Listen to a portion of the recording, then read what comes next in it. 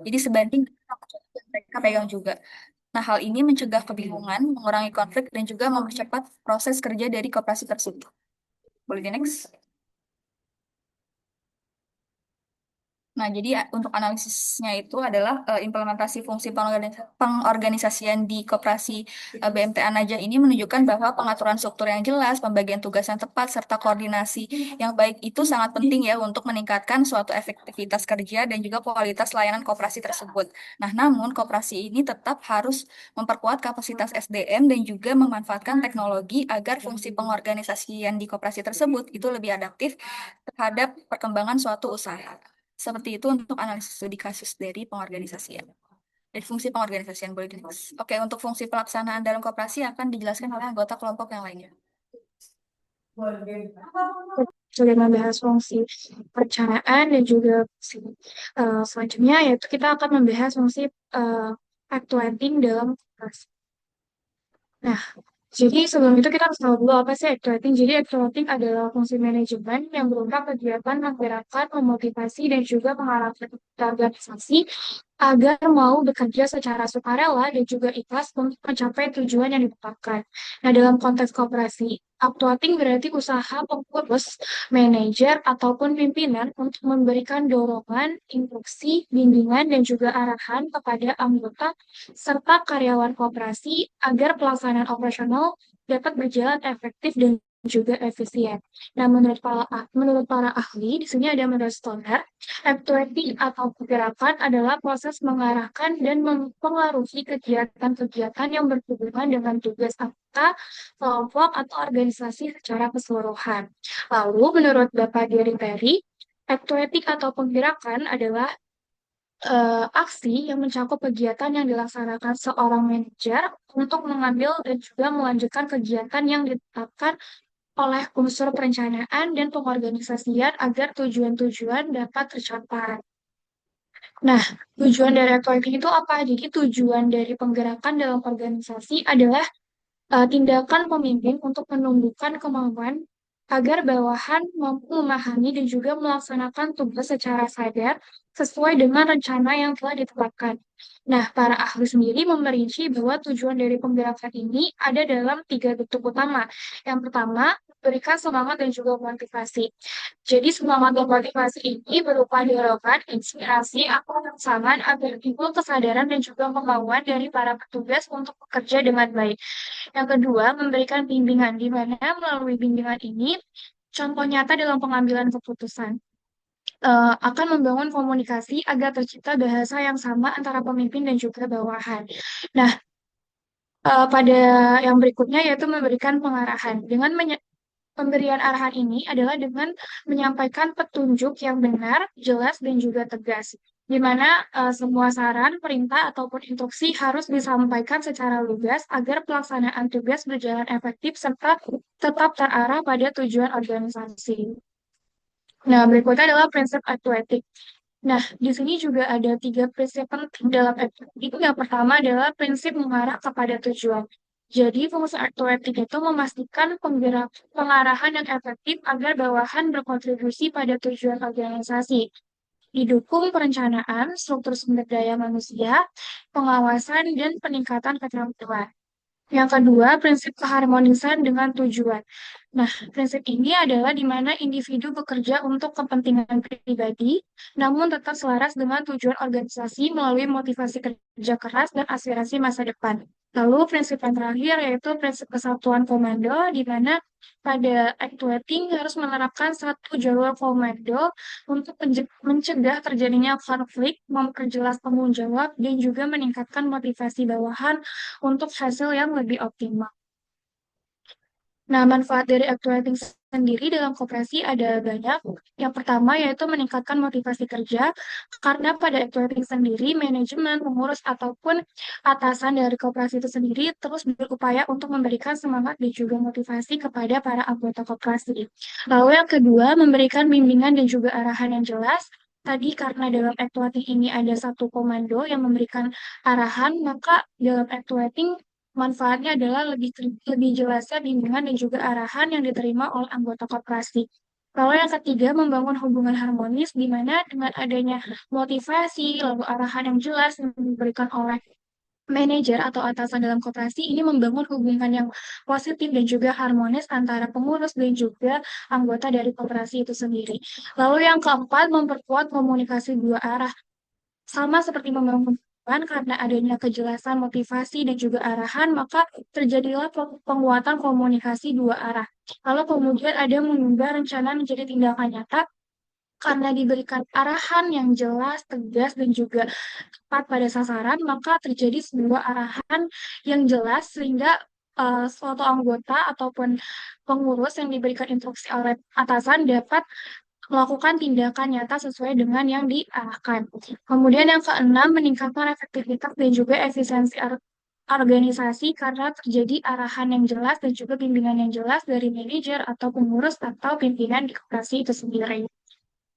Nah, tantangan dari activating itu sendiri sebenarnya sama seperti fungsi-fungsi yang lain. Yang pertama, ada perbedaan motivasi dan juga kepentingan anggota, di mana anggota dari koperasi pasti memiliki kepentingan. Misal dia hanya ikut koperasi hanya karena ingin menabung saja, tapi tidak dalam berdiskusi, dalam hal-hal lain. Nah, kemudian keterbatasan kemampuan manajerial, di mana tidak semua anggota koperasi atau bahkan pengurus koperasi memiliki kemampuan manajerial yang baik. Lalu yang ketiga, kurangnya komunikasi yang efektif. Nah, tantangan dari F2P ini sendiri tadi karena adanya perbedaan motivasi sehingga memungkinkan anggota lain itu memiliki komunikasi yang kurang efektif. Nah, yang keempat, rendahnya disiplin dan partisipasi anggota. Seperti yang dijelaskan sebelumnya, pada perencanaan kadang hanya ada 30% anggota yang hadir pada rapat tahunan, yang mana sebenarnya rapat itu adalah rapat terkait dalam pengambilan keputusan di koperasi. Lalu yang kelima, keterbatasan sumber daya. Yang tadi karena equity ini sebenarnya berperannya di pengurus atau di manajer koperasi, tapi karena jumlah pengurus ataupun jumlah manajer di koperasi ini tidak sebanyak anggotanya, maka mungkin penyampaian dalam actuating masih terbatas sehingga menjadi salah satu tantangan dalam actuating di koperasi. Nah, yang keenam, adanya resistansi terhadap perubahan. Selanjutnya ada studi kasus dari actuating sendiri. Nah, di sini ada studi kasus dari PPS Dinama Telogosari Semarang. Nah, jadi ini diambil dari penelitian yang dilakukan oleh Ibu Yana Febriansa pada tahun 2019 yang menunjukkan bahwa penerapan fungsi actuating di KPPS Dinama telah berjalan dengan baik. Implementasi actuating terlihat dari beberapa aspek. Yang pertama, motivasi, di mana manajer berperan memberikan dorongan kepada pegawai agar melaksanakan tugas dengan ikhlas. Nah, motivasi ini menciptakan kesadaran bahwa pekerjaan mereka bukan sekadar kewajiban, tetapi juga bentuk tanggung jawab moral terhadap koperasi. Kedua, bimbingan, di mana pengurus dari koperasi ini telah memberikan arahan terkait visi dan juga misi dari koperasi, serta mendorong pegawai untuk mengembangkan kemampuan, keterampilan, dan juga kesadaran kerja. Ketiga, hubungan harmonis, di mana manajer membangun komunikasi yang baik dengan pegawai sehingga tercipta suasana kerja yang kondusif dan juga penuh dengan kebersamaan. Terakhir, komunikasi timbal balik, di mana komunikasi antar manajer dan pegawai bersifat dua arah yang memungkinkan terjadinya pertukaran informasi yang memudahkan pencapaian tujuan dalam koperasi Dinama Telogosari Semarang. Nah, untuk fungsi yang selanjutnya akan dijelaskan oleh rekan saya. Oke, selanjutnya kita masuk ke fungsi controlling dalam koperasi atau fungsi pengendalian. Boleh di next. Oke, kita harus tahu dulu ya sebelumnya apa sih fungsi controlling itu. Jadi definisinya fungsi Coba controlling dipersingkat dikit ya, ini kelamaan ini. Ya, siapa? Siapa? Fungsi controlling silakan. itu siapa? Izin melanjutkan ya, Pak.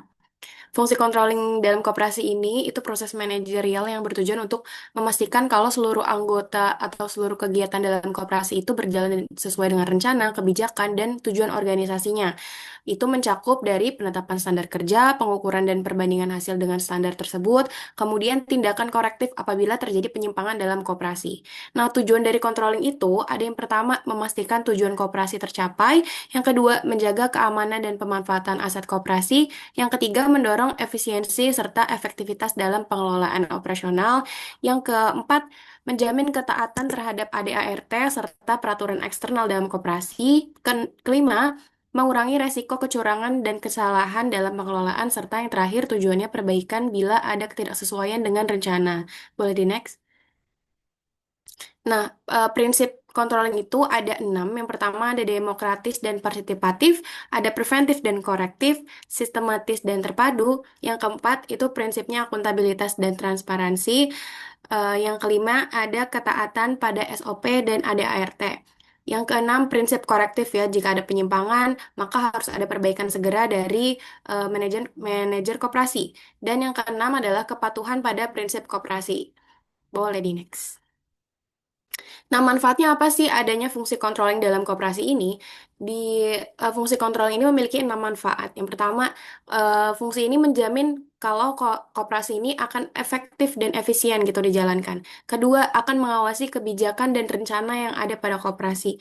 Yang ketiga, fungsi ini mampu mendeteksi dan mengoreksi jika ada penyimpangan dalam koperasi.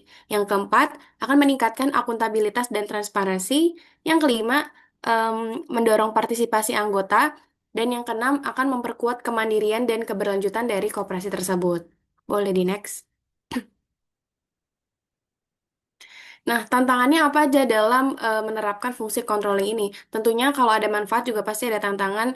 Yang pertama, keterbatasan sumber daya. Yang sudah tadi dijelaskan kalau makin ke sini tuh sumber daya dalam koperasi itu terbatas ya teman-teman, karena jarang gitu ada anak muda yang mau ikut dalam koperasi. Yang kedua, kurangnya transparansi dan akuntabilitas. Yang ketiga, ada keterbatasan teknologi dan sistem informasi. Yang keempat, intervensi dan konflik kepentingan. Ini biasanya terjadi dalam internal koperasi. Dan yang keempat, ada kurangnya partisipasi anggota. Yang kelima, keterbatasan regulasi dan penegakan hukum pada koperasi. Yang keenam, keterbatasan modal untuk audit independen koperasi tersebut. Dan yang terakhir adalah kurangnya pemanfaatan teknologi digital dalam koperasi. Boleh di next. Nah, studi kasus untuk fungsi controlling ini ada pada penelitian sistem pengendalian manajemen koperasi di Universitas Sains dan Teknologi di Jayapura di Papua, di mana koperasi ini adalah koperasi di perguruan tinggi yang tujuannya untuk mendukung kebutuhan sivitas akademika serta meningkatkan kesejahteraan dosen, staf, serta mahasiswa dari Universitas Sains dan Teknologi Jayapura. Usahanya itu ada simpan pinjam, penyediaan kebutuhan sehari-hari, serta menjadi contoh tata kelola koperasi yang sesuai dengan prinsip koperasi di lingkungan kampus. Boleh next.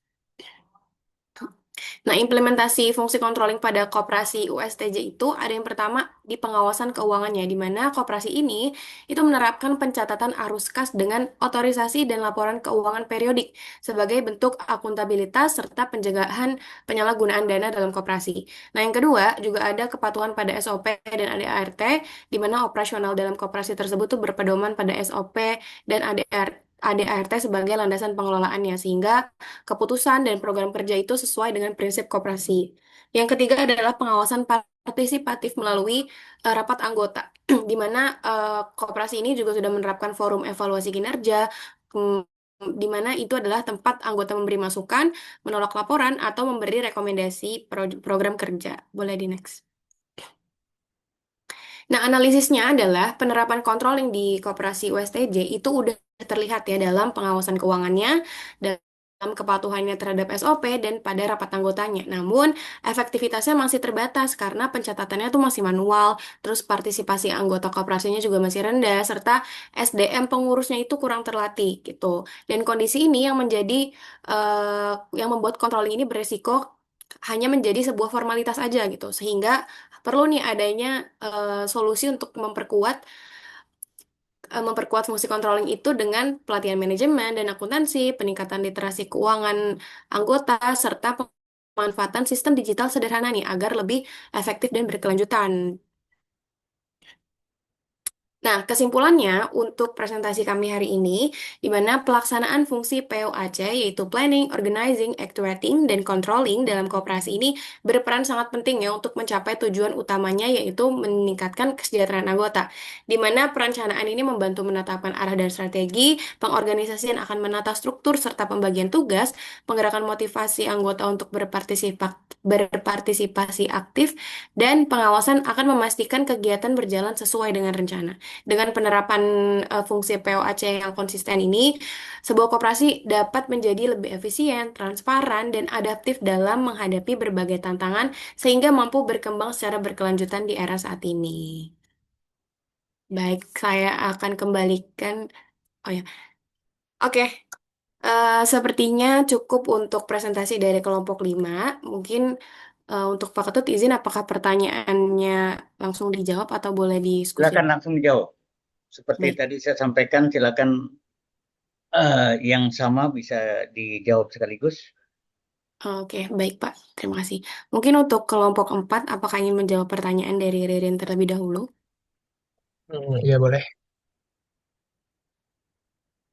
Ya di sini saya mau izin Pak Ketut dari kelompok keempat ingin menjawab pertanyaan Ririn yang sudah ditanyakan terlebih dahulu, yang mana tadi koperasi masih dirasa lemahnya penilaian dan juga umpan balik.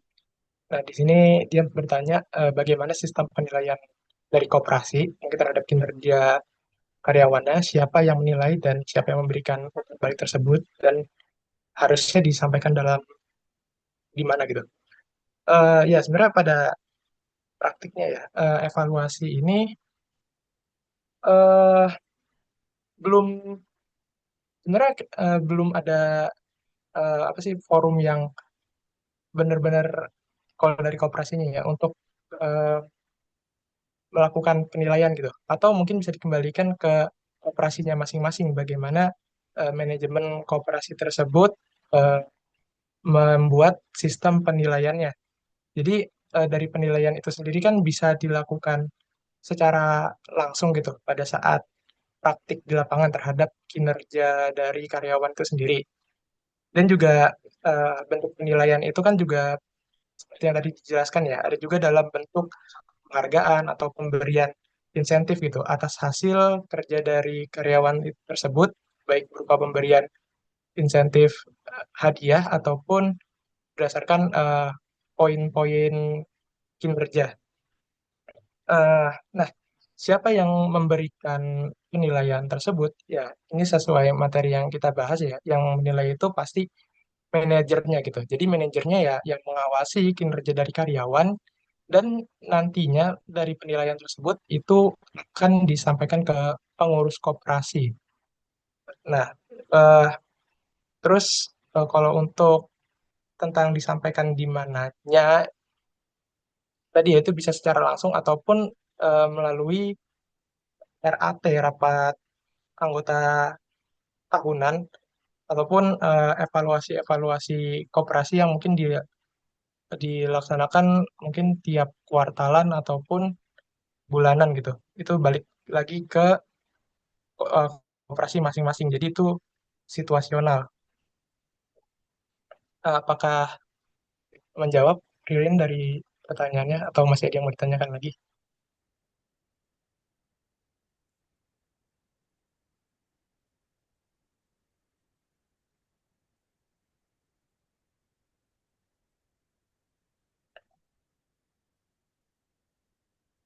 Oke, baik. Terima kasih Ririn. Apakah dari rekan-rekan yang lain ada pertanyaan atau mau mengomentari dari jawaban sebelumnya? Coba saya minta Jepano dikomentari jawaban yang tadi. Coba Jepano mana? Komentari yang tadi.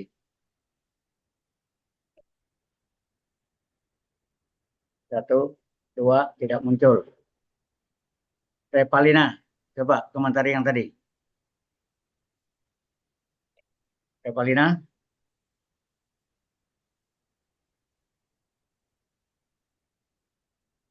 Revalina.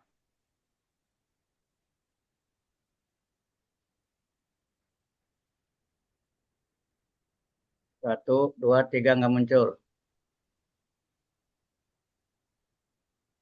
Midestia, coba komentari yang tadi.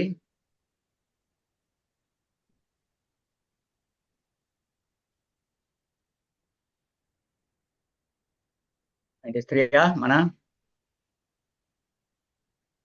Anda keluar aja yang tidak muncul ya. Midestia, Revalina, keluar aja nggak apa. nggak usah ikut nggak apa?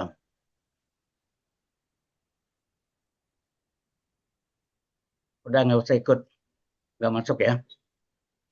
Tolong ketua kelasnya 3 yang saya sebut tadi, belum lagi nambah, nggak usah masuk hari ini.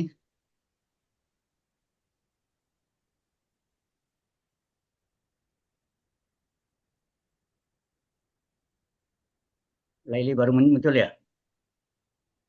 Bisa komentar yang tadi? Tidak? Boleh keluar aja, nggak apa.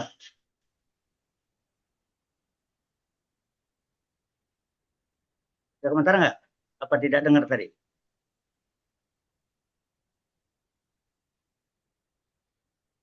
Nggak nyaut lagi. Aduh, dengar nggak suara Pak Ketut?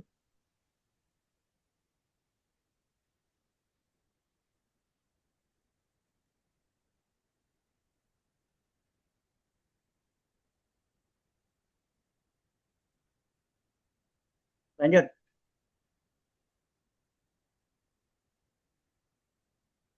Baik, Pak. Untuk pertanyaan kelompok 4 mungkin sudah terjawab semua. Sekarang bergantian untuk pertanyaan kelompok 5.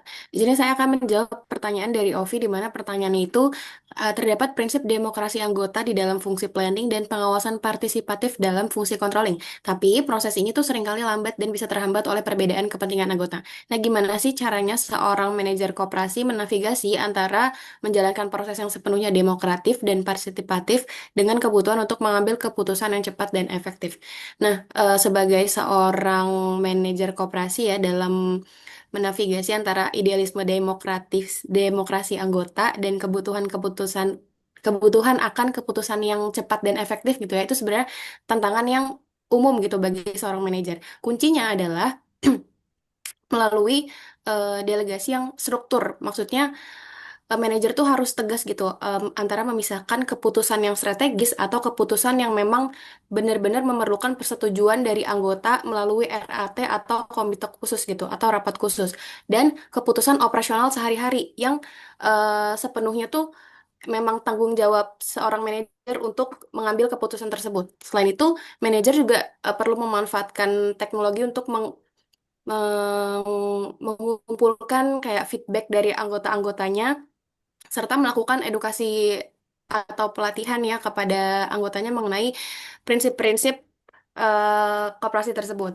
Nah, dengan cara ini partisipasi anggota itu bisa tetap kuat dalam fungsi pengawasan karena tadi ketika manajer itu tahu mana keputusan yang harus diambil secara strategis ya melalui rapat dan penetapan arah yang strategis itu penetapan arah yang strategis itu juga bisa terlaksana dari keputusan operasional sehari-hari. Jadi keputusan yang memang ditanggungjawabkan kepada si manajer tersebut. Saya kira paham gak, Ovi? Atau ada tanggapan dipersilakan. Cukup paham Azura. Terima kasih. Baik, mungkin boleh dilanjut untuk pertanyaan dari Rieva. Dia apakah sudah bisa menjawab?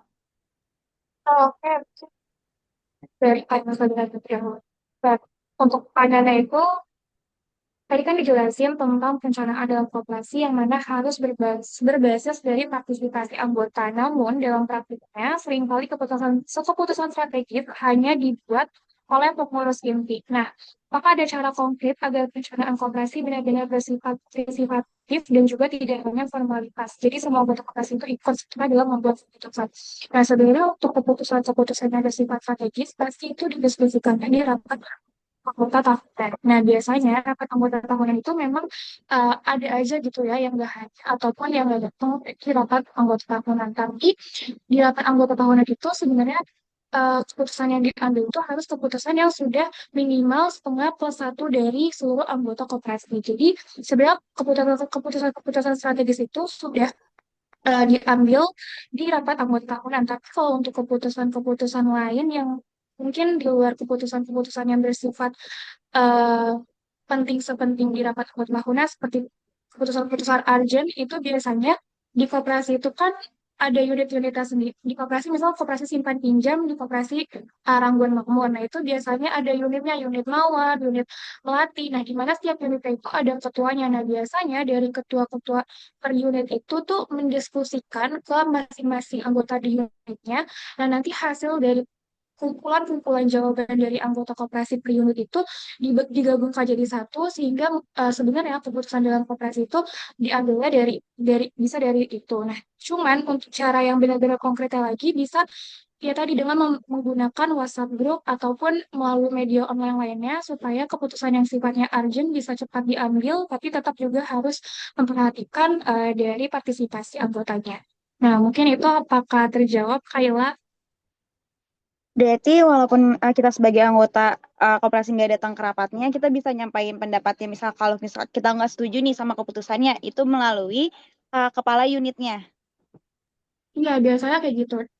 Dan juga sebenarnya kalau misalnya anggota koperasi nggak hadir di RAT ataupun ada rapat-rapat tersendiri, rapat bulanan atau rapat pokok itu tidak hadir. Nah, pengurus koperasi atau manajer dari koperasi itu sebenarnya wajib ya untuk memberitahukan hasil dari rapat yang telah dilakukan anggotanya. Jadi kalau misalnya keputusannya udah diambil, biasanya di situ anggotanya memang udah nggak berhak lagi untuk merubah keputusan. Tapi kalau misalnya sebelum rapat dia menyampaikan itu berhak banget untuk disampaikan ke pengurus ataupun kepala dari unit-unit yang ada di koperasi. Mungkin itu kayak. Oke, terima kasih Dias. Oke, selanjutnya mungkin bisa dijawab oleh Kayla untuk pertanyaan dari Risa. Oke, baik. Mungkin di sini saya akan menjawab pertanyaan dari Riva yang di mana tadi pertanyaannya itu strategi atau pendekatan apa yang dapat dilakukan agar koperasi itu mampu menarik generasi muda khususnya dalam konteks digitalisasi dan gaya hidup modern ya.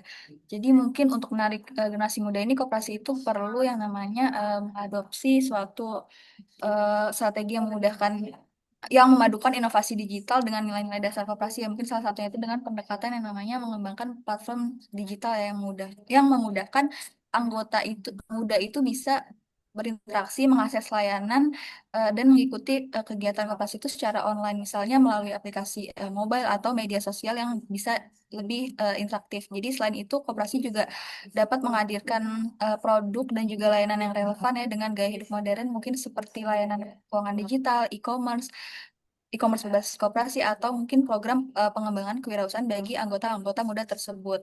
Nah, penting juga yang pastinya untuk menekankan nilai-nilai kebersamaan, gotong royong dan juga partisipasi aktif dari anggotanya tersebut mungkin melalui yang namanya campaign edukatif, workshop ataupun kegiatan komunitas yang bisa menyenangkan dan juga inklusif nih Kak. Karena kan kegiatan-kegiatan seperti itu kan yang disukai oleh para generasi muda sekarang ini ya. Jadi sehingga generasi muda ini tuh bisa merasa menjadi bagian dari komunitas yang mungkin solid dan juga bisa menggabungkan inovasi kemudahan akses digital tersebut dan juga penekanan pada nilai koperasi tersebut supaya generasi muda itu tidak hanya tertarik untuk bergabung tetapi juga termotivasi nih untuk berkontribusi aktif dalam perkembangan koperasi tersebut. Mungkin seperti itu untuk strategi atau pendekatan untuk generasi mudanya. Apakah terjawab, Rifa? Oh, oke Kayla. Sudah cukup terjawab. Terima kasih Kayla. Oke, terima kasih juga Rifa.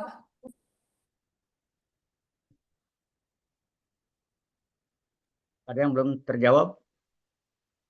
Sudah terjawab Sudah semua, semua, Pak Pak. Ketut. Sudah semua. Pertanyaan dan jawaban terakhir perihal nilai dasar koperasi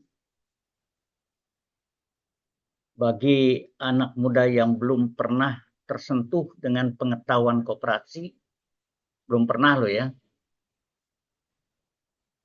belum pernah tersentuh dengan pengetahuan koperasi, mereka relatif belum tahu makna koperasi itu sendiri. Ya nggak?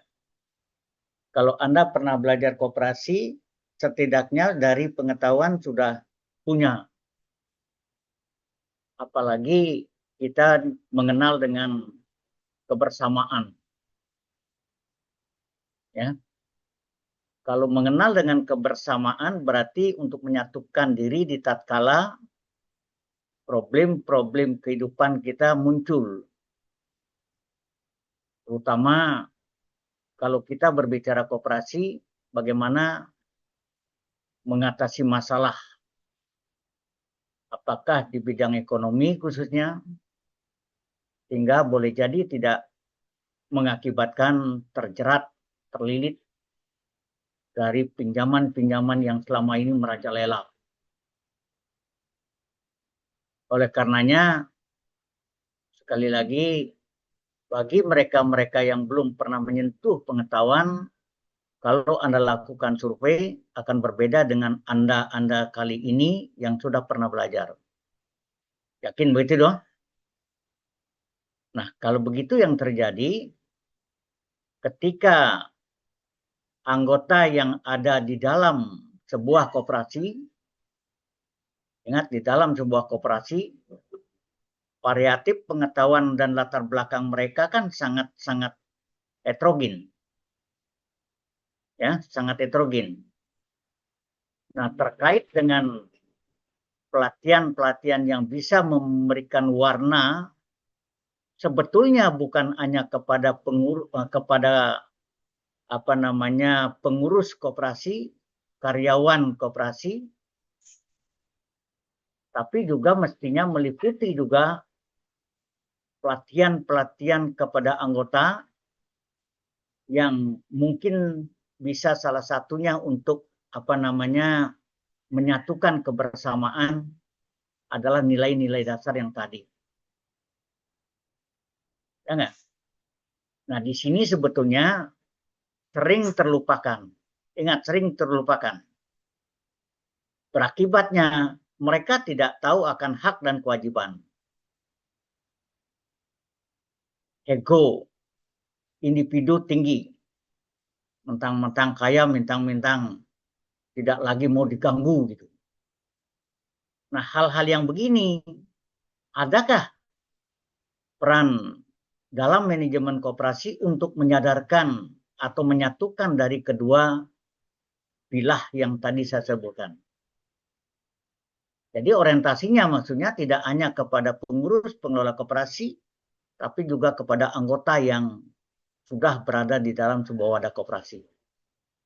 Ini artinya apa? Dari pra yang tadi saya katakan sampai kepada mereka menjadi anggota, sampai kepada mereka akan melakukan action-action yang mereka miliki dalam hak dan kewajiban. Ini sudah saya sampaikan secara komprehensif dari awal. Nah, kelemahan-kelemahan yang menjadi salah satu minusnya dalam memberikan pemahaman melalui training misalnya, tidak tersentuh. Benar nggak? Sangat tidak sentuh dan memang tidak pernah disentuh.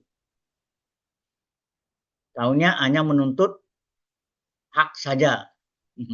Tetapi ketika ditanyakan haknya seperti apa sehingga dia dapat sejumlah tertentu dalam SHU, juga tidak terlihat.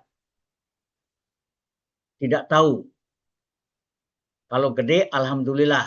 Kalau kecil, saya nggak sama dengan teman saya yang dapat lebih gede. Ya, hanya bisa menuntut tapi tidak tahu apa yang menjadi dasar perbedaan masing-masing anggota ketika mendapatkan SHU. Karena ketidaktahuan mereka. Nah, dalam kita belajar manajemen, yang tadi Anda sampaikan, dari planning sampai evaluasi, nah hal-hal yang demikian sebagai salah satu unsur yang mesti harus diperhatikan, jangan sampai anggota tidak merasakan menjadi satu kesatuan dalam kebersamaan. Titik poinnya kan ke sana. Jangan sampai tidak merasakan. Karena ini adalah nilai dasar. Jangan hanya mengevaluasi satu aspek, berapa peningkatan SHU sehingga gembira anggotanya. Makanya keseimbangan antara nilai SHU dengan keseimbangan antara nilai dasar yang tadi disebutkan harus menjadi satu kesatuan dalam monitoring. Harus itu. Anggota sekarang kan terbuai dengan besarnya Esau dan dengan besarnya mendapat bagian Esau. Ya nggak? Setuju? Setuju. Sudah amplop dipegang. Nah, itu dong. Ya, cepat. Supaya cepat pulang. Bagikan, tanda tangan. Setuju? Setuju. Gitu. Nah, hal-hal yang begini untuk menuju transparansi dari pengelolaan atau manajemen koperasi, bukan hanya itu saja, tapi hal-hal yang lain yang mesti harus diperhatikan dalam kelangsungan koperasi sebagai materi manajemen koperasi. Secara umum, yang kita pahami bisa saja hanya manajemennya hal-hal yang umum seperti yang kita lihat, manajemen produksi, manajemen pemasaran, ya, manajemen SDM bagaimana, tetapi hal-hal yang spesifik seperti tadi terlupakan. Banyaklah koperasi-koperasi yang hanya numpang nama saja, masih ada pelangnya.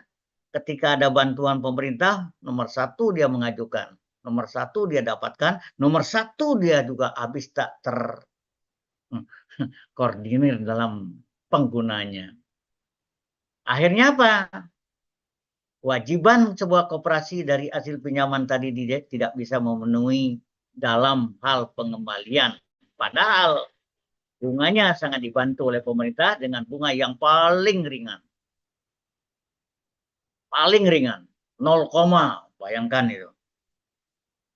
0, kalau kita merem saja secara bodoh mendapat itu, kita taruh lagi di bank masih lebih besar.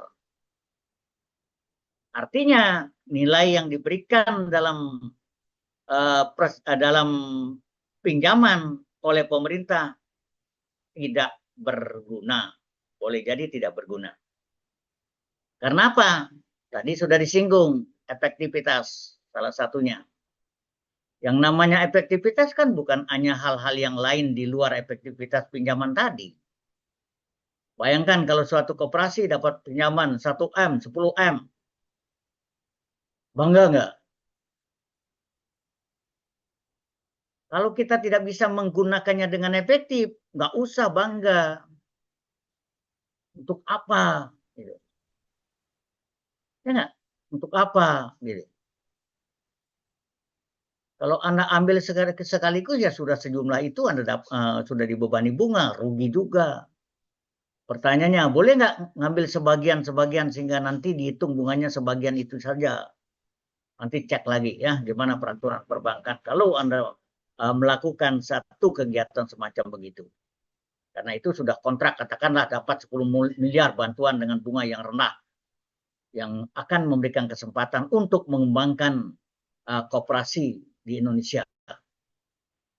Nah, hal-hal yang begini secara komprehensif, ya, pemerintah bisa merasa kecewa maunya membantu tetapi ternyata tergelincir. Nah, enggak? Tergelincir. Ya, boleh saya simpulkan, kalau kita tidak perlu ngapain kita pinjam. Nah, itu dah menjadikan beban. Kalau kita tidak punya program kerja, seperti Anda jelaskan tadi, planningnya apa? Punya nggak program kerja? Salah satunya mengembangkan usaha koperasi, ya, mengembangkan pasar koperasi sehingga kita butuh bantuan dana untuk pengadaan barang-barang yang perlu kita akan produksi lagi. Nah, kalau nggak efektif ngapain gitu? Nah, program-program yang kita rencanakan itulah sejumlah dana akan dibutuhkan sehingga kita akan memanfaatkan apa yang menjadi bantuan pemerintah untuk bisa koperasi yang bersangkutan berkembang dengan baik. Itu salah satu misi. Karena koperasi jangankan, ya katakanlah jangankan terlalu banyak bergerak saja, sebetulnya bantuan pemerintah sudah dari pengawasan, ya nggak, dari bantuan bimbingan, termasuk bantuan pendanaan sudah memperhatikan. Cuma koperasi yang tidak sanggup untuk mengelolanya dengan baik. Makanya perhatikan fungsi-fungsi manajemen yang tadi Anda jelaskan dalam implementasinya. Ini kita berbicara koperasi. Kalau nanti berbicara umum di dalam bisnis, beda lagi. Orientasinya sudah profit, gitu. Nah, dalam penyampaian kasus-kasus yang ada tadi, ingat namanya kasus akan tercermin problem-problem yang akan terlihat dalam kasus itu sendiri. Itu belum terlihat, lebih banyak belum terlihat itu. Hanya merupakan statement teori seolah-olah dalam tanda petik. Kita praktikan betul itu. Oleh karenanya, termasuk itu yang nanti Anda tekankan dalam problem setiap kasus. Kalau kasus itu kan problem yang akan terlihat benang merahnya. Kasus permasalahan koperasi X terhadap apa? Gitu. Pengembangan SDM belum optimal. Di mananya? Itu. Tidak pernah dilakukan pembinaan, tidak pernah melakukan training apalagi. Enggak? Dan seterusnya, dan seterusnya. Kasus koperasi X, perihal pengadaan bahan baku. Di mana problemnya? Kualitas yang diterima tidak stabil atau tidak kontinu. Kan gitu dong? Iya dong, itu namanya kasus gitu. Kalau kasusnya no problem, tidak ada masalah. Ya bukan kasus itu. Ya. Jadi istilahnya baik-baik saja gitu. No problem itu. Nggak ada masalah itu. Nah itu juga sekali lagi menjadi sorotan atau perhatian Anda untuk menyempurnakannya dengan baik. Sehingga Anda paham ketika Anda punya dasar teori, ketika itu pula Anda punya kasus, ketika itu pula Anda akan lakukan bagaimana alternatif yang mungkin bisa dilakukan dalam pemecahan masalah. Bila koperasi dalam peminjaman misalnya mandeg, siapa yang bertanggung jawab? Aspek manajemen apa yang akan bisa menyorotinya? Ya enggak? Mandeg gitu. Nah, kalau Anda telusuri dari perencanaan tadi, bisa kena kurang matang. Ada uang sekian harus habis digunakan, tapi nggak matang dalam perencanaan. Padahal banyak dalam perencanaan itu tidak masuk dalam program untuk mengeluarkan uang. Salah dong? Nah, untuk itu Anda harus sampaikan dalam hal itu problemnya. Tuh. Tapi kan datar-datar saja saya baca. Seolah-olah teoritis, padahal itu tadi berbicara kasus. Nah, ya. Nah, perihal materi-materi ya dicek lagi sendirilah. Selanjutnya, seperti tadi saya katakan, dalam membuat laporan finalnya, ya, harus minimal mewakili dari sekian kelompok yang ada dalam jumlah maupun kualitas. Itu minimal itu. Nggak ada yang tanpa problem kalau kita mau berbicara diskusi tentang materi tertentu. Ada pertanyaan sebelum kita akhiri? Ada? Cindy ada pertanyaan? Yuk. Pak, maaf izin bertanya mengenai yang tugas terakhir tadi kan makalah kata Bapak kan dikumpulin sebelum Bapak kasih Nanti soal ya. makalah final revisinya dikumpulin sebelum UTS. Tapi mulai sekarang lakukan penyempurnaan dulu atau revisi. Kan masih lama doh. Nanti saya akan kirim tugas. Ya, tugas individu dulu ya. Juga akan disetor, dikumpulkan sebelum UTS. Kalau Anda nggak bisa bagi waktu nanti membludak, hati-hati itu. Belum lagi mata kuliah yang lain. Bapak kan sudah bertahap sekali. Jelas? Ini? Jelas, Pak. Berarti Ya. Sebelum minggu depan, -2 atau 3, ingatkan Bapak mau kirim tugas individu. Makanya sebelum minggu depan, sebelum tugas itu, tolong ini dulu beresin, jadi bertahap. Sudah jelas sekali itu ya. Nah, soal-soal yang Anda munculkan, kalau ini dijadikan sebagai notulen, silakan. Anda tentu sudah mencatatnya. Tapi kalau kekurangan dari segi perwakilan, ya ditambahkan. Siapa lagi yang mau tanya? Hilda ada tanya?